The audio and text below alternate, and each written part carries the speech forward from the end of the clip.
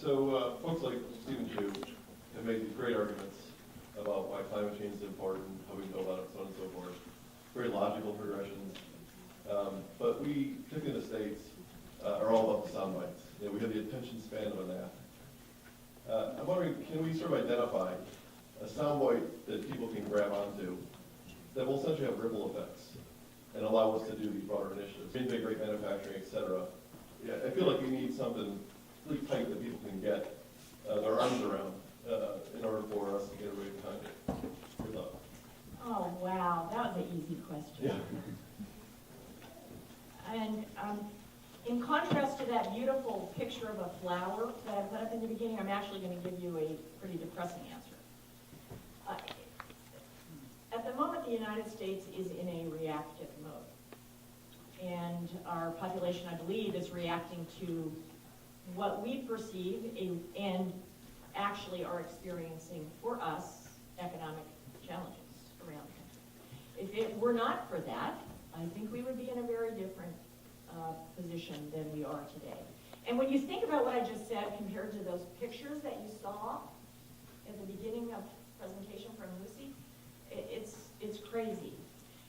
But nonetheless, I think until Americans begin to feel a threat as opposed to an opportunity from clean energy, I don't think that we're going to think about driving our cars ridiculous amounts.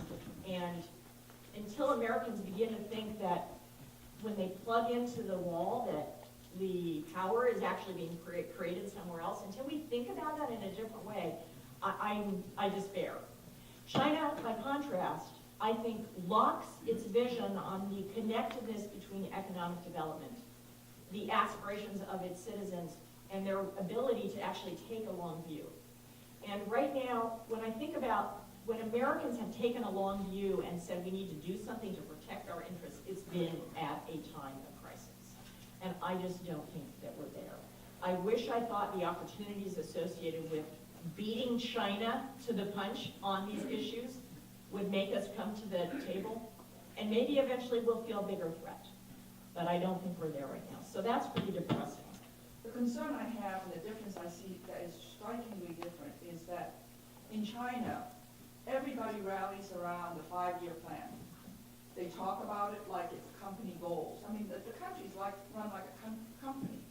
You've got an executive committee that makes the decision and the goals, and all of the actions follow those goals.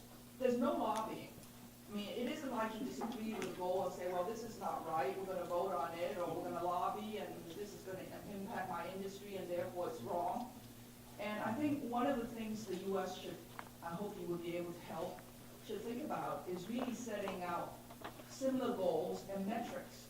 I mean, even as, you know, Putin talks about reducing the carbon footprint by 40% by the year 2020, and people laugh at it and say, no way, that's just never going to happen.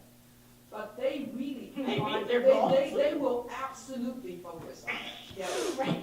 And in the U.S., there is no metric, no goals. It's not like we want to reduce it by this much by this year. And whether it's Democrats or Republican that's running in the government, those goals should not waver.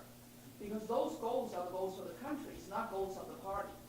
And I think if we don't start thinking about the country and keep thinking about the party, this country is going to be in trouble. Thank you very much. I really do appreciate that. And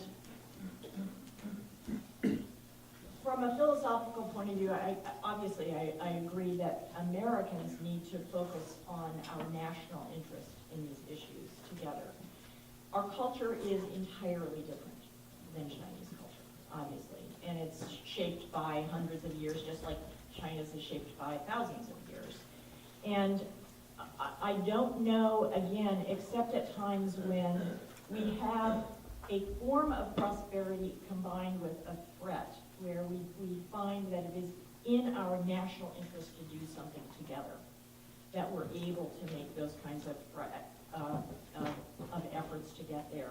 Sometimes it requires, again, a form of sacrifice where people think that it's in their benefit to sacrifice. but we don't see very much of that. Yes? Do you not think that there's something to be learned about our positive experience in the United States with air pollution regulation and with tobacco smoke regulation? Yes, to me, this will be a challenge for China, because it's not obvious to me how China will replace our enforcement capability of the law.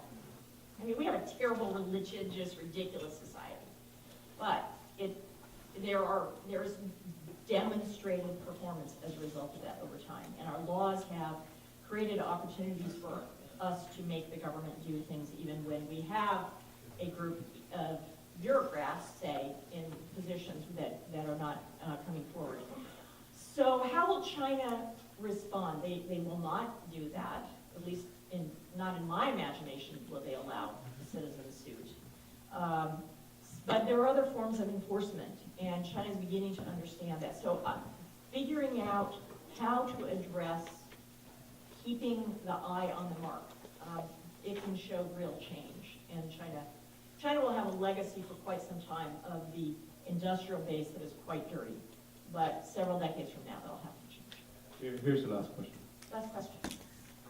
I'm actually skipping out on the National Conference for Media Reform at the World Trade Center. Oh. In order to be here. But I was there last night, Nancy Pelosi dropped by, along with other notables, but the issue that really came up during the plenary. She wasn't in Washington voting on the budget? Myself. Sorry. But the point that they were bringing up down there quite a bit, and it seems to be missing here, is that the problem with this country has a word, and that word is corruption. And the fact of the matter is politicians in Washington. Are you saying in the United States it's corrupt or in China it's corrupt? I think it's in the United States. I thought it was more Coke corrupt Industries. In Washington. It's corrupt because the politicians have to spend 30 to 70% of their time grubbing for money so that they can get reelected. Those that try to behave more purely aren't elected and aren't there. And the real reason is that we have a system where $1 equals one vote, or like $1 million equals one vote. And when somebody like the Koch brothers gets emotional about the fact that their way of life is about to be changed, they throw many millions of dollars at it, and that equals many millions, that equals many votes. And this is really why things flip back and forth and nothing gets done. So if you want to, I think we really have to start calling the problems we have here. We always go around telling other countries how corrupt they are and how they should try to be more. I think we have it happening. So I have having been a public sector official for years, I'm not going to say the word corrupt. I am going to say we have a dysfunctional public finance. I'm serious. I actually don't know people who have taken money directly, and that's what I assign to corruption, where a person's personal financial situation is benefited by that. So to me, there's a bright line between personal corruption and institutional structures that require people that keep the status quo very dominant. And so I would choose a campaign finance terrible problem. Thank you, Sheshe, very much.